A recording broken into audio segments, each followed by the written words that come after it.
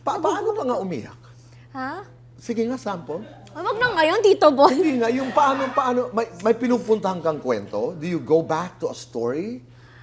Or may technique ka ba? Hindi, parang, hindi marami kasi, Tito Boy, minsan in character. Or nasa minsan linya. kapag hindi ako makahugot sa character, humuhugot ako sa personal life ko, ganyan. Hindi mo ba binabalikan yung starstruck days mo nung ginupitan ka?